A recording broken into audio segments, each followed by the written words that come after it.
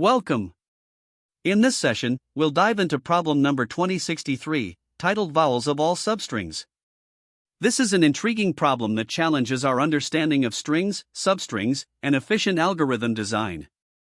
By the end of this session, you'll have a clear approach to solving it and a deeper appreciation for string manipulation techniques.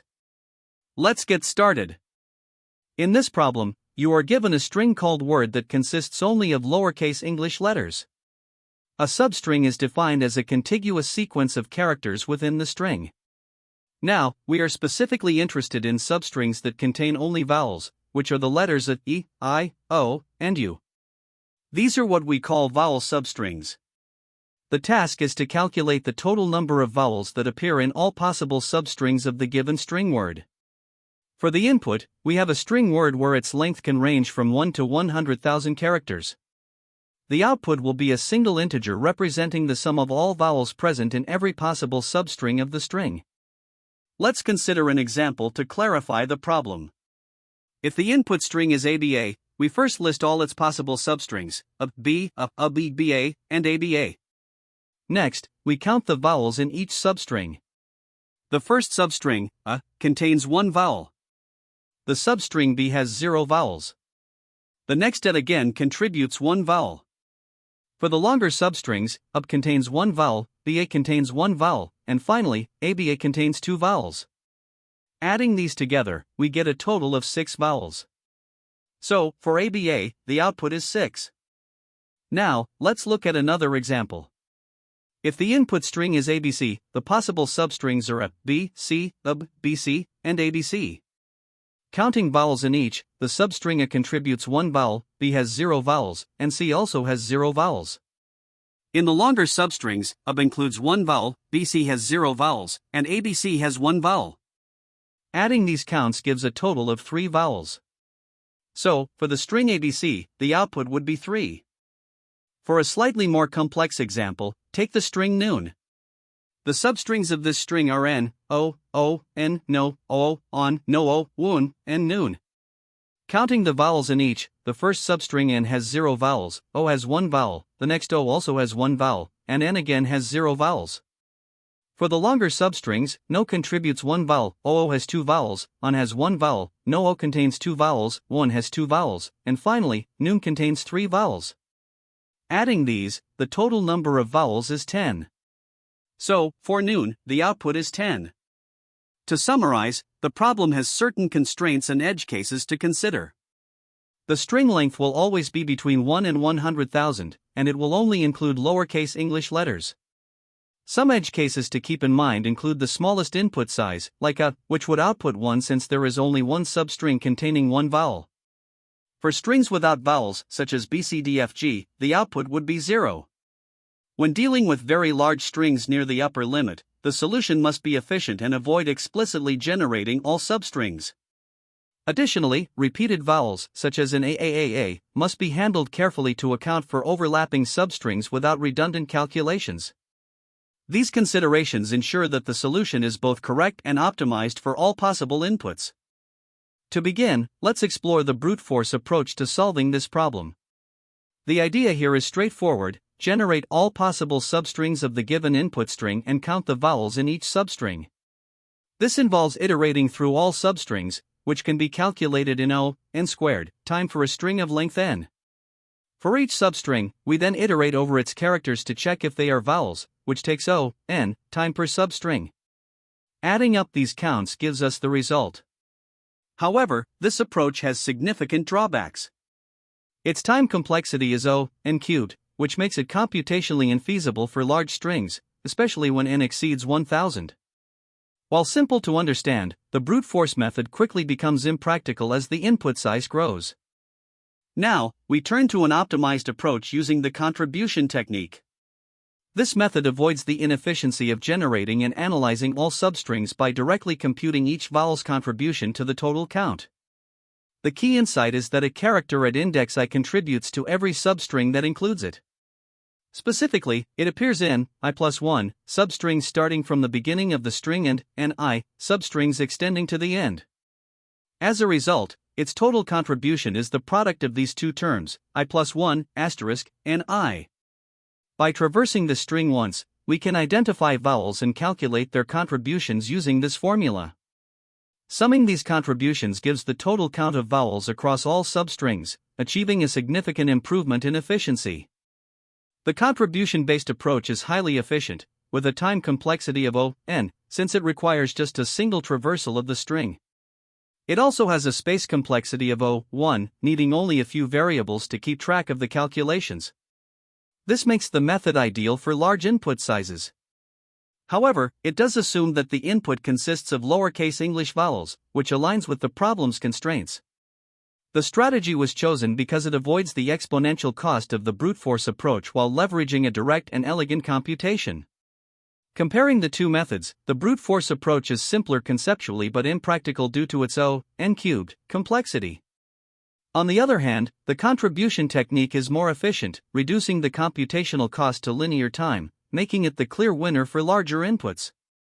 The key observation that drives this optimized solution is the realization that each vowel contributes to a fixed number of substrings based on its position in the string. This insight eliminates the need to explicitly generate substrings, transforming the problem from one of combinatorial enumeration to direct computation. While the contribution technique requires a deeper understanding of the problem's structure, it offers enormous performance benefits, particularly for large-scale inputs. The main trade-off is that this approach may not feel as intuitive as the brute force method, especially for beginners.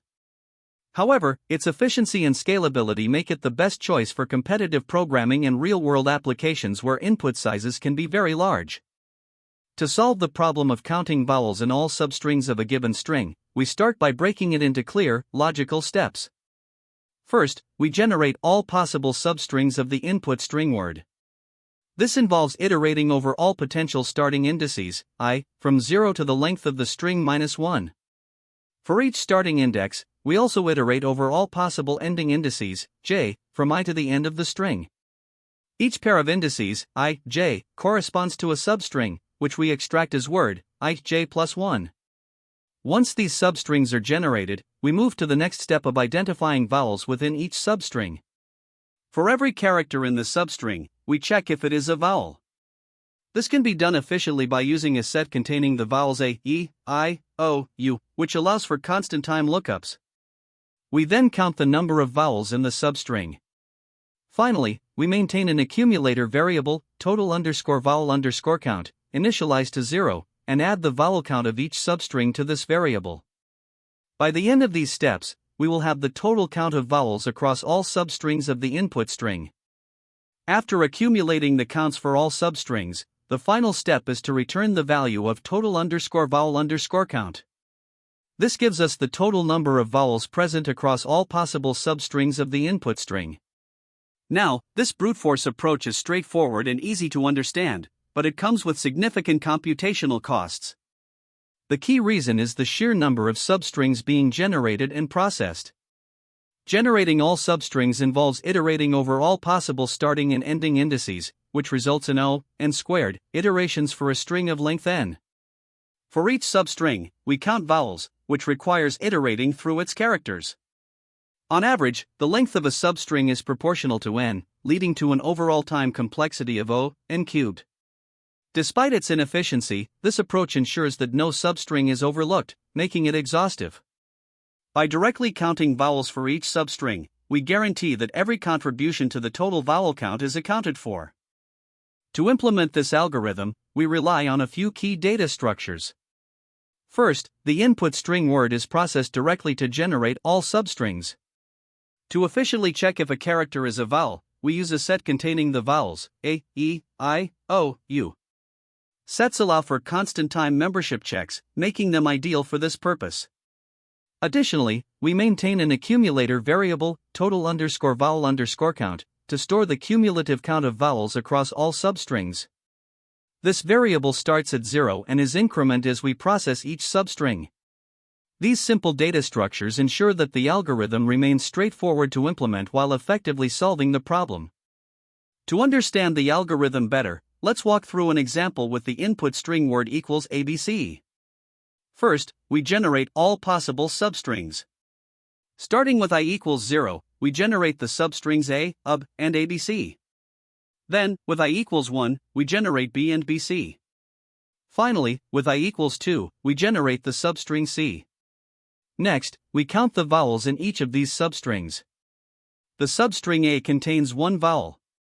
AB also contains one vowel, and ABC contains one vowel as well. The substrings B, BC, and C contain no vowels. This completes the process of identifying and counting vowels in the substrings. After counting the vowels in each substring, we accumulate these counts to get the total. Adding up the counts, we have 1 for A, 1 for AB, 1 for ABC, and 0 for the remaining substrings. This gives us a total of 3 vowels across all substrings.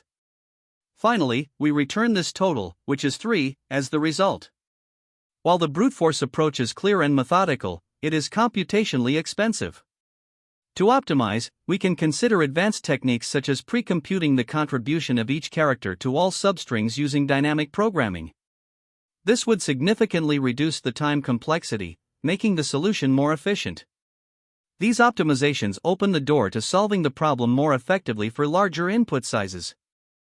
This solution efficiently calculates the number of vowels in all substrings of the given string word. Here's how the code works step by step. 1. We define a set vowels containing all vowel characters, a, e, I, o, u. This allows for quick membership checks. 2. The variable n stores the length of the string word, and total underscore vowels is initialized to 0. This will hold the cumulative count of vowels across all substrings. 3. We iterate through the string using the enumerate function, which provides both the index I and the character char at each step. For each character, we check if it is a vowel by checking membership in the vowel set. If it is not a vowel, we skip further calculations for that character. 5. If the character is a vowel, we calculate its contribution to all substrings in which it appears. This is given by the formula, I plus 1, asterisk, and I, where I plus 1 is the number of substrings ending at or after the current index. Ni is the number of substrings starting at or before the current index.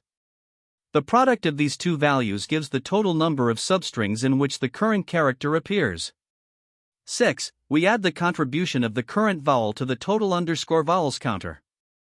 7. After processing all characters in the string, we return the total underscore vowels as the final result.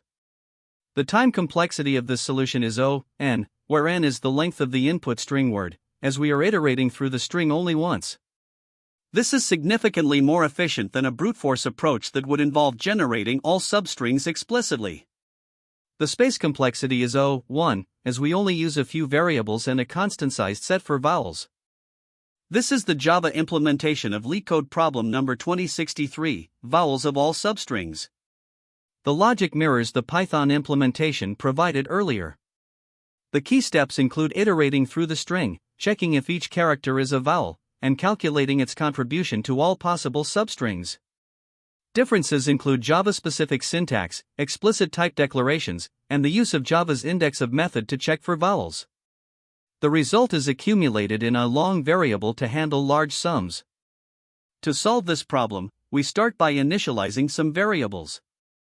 First, we create a set called vowels that contains all the vowel characters, a, e, I, o, and u. Next, we calculate the length of the input string, word, which in this case is 3. We also initialize a variable total underscore vowels to store the cumulative contribution of vowels across all substrings, starting it at 0. Now, as we iterate over each character in the string, we encounter the first character, at index 0. Since it is a vowel, we calculate its contribution to all substrings that include it. This contribution is determined by the formula, I plus 1, asterisk, ni, where I plus 1 represents the count of substrings starting at or before the current index, and ni represents the count of substrings ending at or after the current index. Substituting the values, we get 0 plus 1 close parenthesis times open parenthesis 3 minus 0 close parenthesis is equal to 1 asterisk 3 equals 3. Adding this to total underscore vowels results in a new total of 3. Moving to the next character, b, at index 1, we see that it is not a vowel, so it contributes nothing to the total. The value of total underscore vowels remains 3. Now, we proceed to the next character, a, at index 2. Since it is a vowel, we calculate its contribution to all substrings using the same formula. Substituting the values, we get 2 plus 1 close parenthesis times open parenthesis 3 minus 2 close parenthesis is equal to 3 asterisk 1 equals 3. Adding this to the current total underscore vowels value of 3 gives us a new total of 6. At this point, we have processed all the characters in the string. The final result for this example is the total vowel contribution, which is 6. Next, let's consider a different input, word equals ABC. We initialize the same variables again, vowels as the set of vowel characters, n as the length of the string, 3, and total underscore vowels as 0. This setup ensures we are ready to calculate contributions for the new input. Starting the iteration for the new input, we look at the first character, at index 0. Since it is a vowel, we calculate its contribution to all substrings by applying the formula, I plus 1, asterisk, n I. Substituting the values, we get 0 plus 1 close parenthesis times open parenthesis 3 minus 0 close parenthesis is equal to 1 asterisk 3 equals 3. Adding this to total underscore vowels updates the total to 3. Moving to the next character, B, at index 1, we notice that it is not a vowel, so it contributes nothing to the total. The value of total underscore vowels remains unchanged at 3. Finally, we examine the character C at index 2, which is also not a vowel, and thus it does not affect the total either. The overall total vowel contribution for this input is 3. Now let's analyze the input word equals AIOU, a string that contains only vowels. We initialize our variables as usual, vowels as the set of vowel characters, n as the length of the string, 5, and total underscore vowels set to 0. Starting the iteration, we encounter the first character, at index 0. Being a vowel, we calculate its contribution using the formula, I plus 1, asterisk, n I. Substituting, we get 0 plus 1 close parenthesis times open parenthesis 5 minus 0 close parenthesis is equal to 1 asterisk 5 equals 5. Adding this to total underscore vowels gives us a new total of 5. Next, we move to the character E at index 1. Since E is also a vowel, we compute its contribution as 1 plus 1 close parenthesis times open parenthesis 5 minus 1 close parenthesis is equal to 2 asterisk 4 equals 8. Adding this to the current total of 5 results in 13. Continuing with the string, we examine the character I at index 2. As a vowel, its contribution is calculated as 2 plus 1 close parenthesis times open parenthesis 5 minus 2 close parenthesis is equal to 3 asterisk 3 equals 9. Adding this to the current total of 13 updates total underscore vowels to 22. Next, we process O at index 3. Since it is a vowel, its contribution is 3 plus 1 close parenthesis times open parenthesis 5 minus 3 close parenthesis is equal to 4 asterisk 2 equals 8. Adding this to the total gives us 30. Finally, we consider the character U at index 4. Being a vowel, its contribution is 4 plus 1 close parenthesis times open parenthesis 5 minus 4 close parenthesis is equal to 5 asterisk 1 equals 5. Adding this to the total gives us a final total underscore vowels value of 35. For this input, the total vowel contribution across all substrings is 35. To analyze the time complexity of the given function, the outer loop is the key. The loop iterates over each character in the string, so it runs n times, where n is the length of the input string. For each iteration, the operations performed are constant time. Checking if the character is a vowel is an O1 operation due to the use of a set. Calculating the contribution of the vowel to all substrings involves basic arithmetic operations, which are also O1. Finally, adding this contribution to the running total is another O1 operation. Since these O1 operations occur in every iteration of an n-length loop, the overall time complexity is O(n). This holds true for the best, average, and worst cases, as the loop always runs exactly n times, regardless of the actual content of the string. Now, looking at the space complexity, we focus on the additional memory used by the function. The input string word itself occupies O(n) space, but this is not part of the function's space usage since it is provided externally. The set of vowels, which contains 5 characters, occupies O(1) space because its size is constant and does not depend on the input. The function also uses a few scalar variables, such as n, total underscore vowels, I, and char, all of which require only O1 space individually. Since no other data structures are used and the memory footprint does not grow with the size of the input, the overall space complexity of the function is O1, meaning it uses constant additional space. Comparing this approach to a naive solution highlights the efficiency of the optimization. A naive approach would involve generating all possible substrings of the input string. Generating these substrings requires O(n)² time, and counting the vowels in each substring adds another O(n) factor, leading to a total time complexity of O(n)³. Additionally, storing all substrings in memory would require up to O(n)² space in the worst case.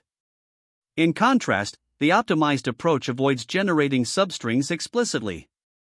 By calculating each vowel's contribution directly in constant time for each character, the time complexity is reduced to O(n). Furthermore, the space complexity is reduced to O(1), as no intermediate substrings are stored. This makes the optimized approach significantly faster and more memory efficient. Finally, we can mathematically verify the big O complexities. The total number of operations in the function is proportional to the number of characters in the input string, as each character is processed exactly once. Each operation inside the loop is constant time, meaning the total time complexity is T(n) equals O(n) asterisk O(1) equals O(n). For space, the function uses only a fixed amount of additional memory, regardless of the input size. The set of vowels and a few scalar variables contribute to a space complexity of S(n) equals O(1). Therefore, the function is both time efficient and space efficient, with linear time complexity and constant space complexity. When working on this problem, there are several common mistakes to watch out for. First, failing to handle edge cases like empty strings or single character strings can lead to runtime errors. Always make sure to explicitly test these edge cases to avoid unexpected failures. Next, incorrectly counting vowels is another frequent issue. This often happens when solutions ignore uppercase vowels like a or e, or when inefficient checks like if char and eiou are used, which don't account for case sensitivity. Instead, using a set for vowels, such as e, I, o, u, e, I, o, u, allows for faster and more reliable lookups. Another pitfall is overcomplicating the brute force approach. Generating all substrings can be extremely inefficient, often resulting in O(n)³ complexity, which is likely to trigger time limit errors. Finally, it's important not to ignore space complexity when optimizing. Some solutions may reduce runtime but at the cost of excessive space usage by employing unnecessary data structures. A space-efficient approach, such as using sliding windows, can often achieve the same results with less overhead. Another frequent mistake is misunderstanding the problem requirements. It's crucial to differentiate between contiguous substrings and subsequences, as confusing the two can lead to entirely incorrect logic. Now, when tackling substring problems in interviews, there are a few key insights to keep in mind. Recognizing patterns early is critical. Many substring or subsequence problems benefit from techniques like sliding windows or dynamic programming. Identifying the right approach upfront can save valuable time.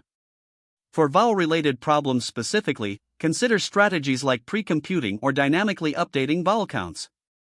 This avoids redundant calculations, particularly for overlapping substrings. Additionally, communication is essential during interviews. When explaining your solution, clearly articulate the trade-offs involved. For example, describe why brute force may be infeasible due to its time complexity and how your optimized approach reduces redundant computations to improve efficiency. If you're looking to build a deeper understanding of substring-based problems, there are several related problems on LeetCode worth exploring. For instance, LeetCode 567, Permutation in String, uses the sliding window technique to check for permutations of one string in another. Another great example is LeetCode 3, Longest Substring Without Repeating Characters, which applies an optimized sliding window approach to solve a classic substring problem. Then there's LeetCode 424, Longest Repeating Character Replacement, which involves sliding windows combined with character counting to handle substring optimizations. Finally, LeetCode 159, Longest Substring with at most two distinct characters, is another sliding window variation, focusing on constraints related to distinct characters within a substring. Exploring these problems can help you master the nuances of sliding window techniques and recognize their application in various contexts. To solve vowel-related substring problems efficiently, there are several alternative approaches you can consider. The sliding window approach is a popular choice. Here, you maintain a dynamic window of characters and update vowel counts as the window slides across the string. This method has a time complexity of O(n), since each character is processed exactly once. However, it requires careful management of window boundaries to avoid errors.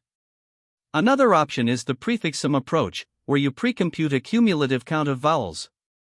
This allows you to calculate vowel counts for any substring in O(1) time after an initial O(n) pre-computation.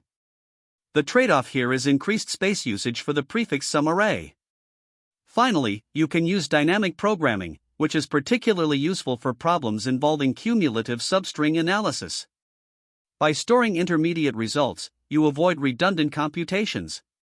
While this approach can handle more complex constraints, it typically involves higher space complexity. Each method has its strengths and trade-offs, so the choice depends on the specific requirements of the problem. Great job! We've tackled the problem vowels of all substrings, reviewed the brute force approach, and discussed its implications. Remember to focus on optimizing both time and space in your solutions. Thank you for watching, and don't forget to like, subscribe, and practice similar problems to sharpen your skills. See you next time. That's the end of this tutorial. I hope you found this explanation helpful for understanding the solution to this LeetCode problem. If you enjoyed this content, please consider subscribing to the channel for more coding tutorials and solutions. Feel free to leave a like if this video helped you, and don't hesitate to comment with any questions you might have.